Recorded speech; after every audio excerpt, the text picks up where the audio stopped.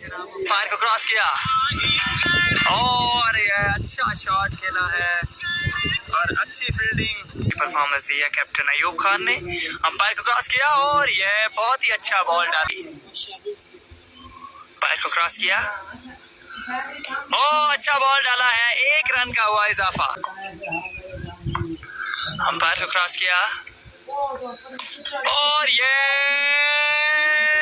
What a fielding, तगड़ा मुकाबला। Umpire को क्रॉस किया और ये उठाकर खेला है बाबर सपरा, 1 रन का इजाफा।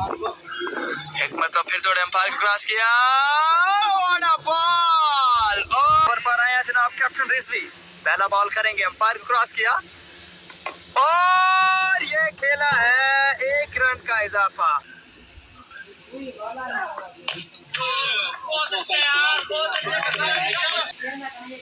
अंपायर को क्रॉस किया और ये 1 रन का हुआ इजाफा। हमजा भट्ट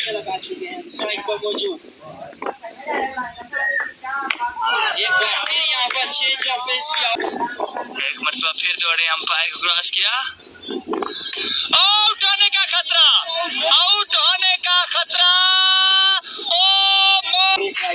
अंपायर को क्रॉस किया और बहुत ही अच्छा ओवर।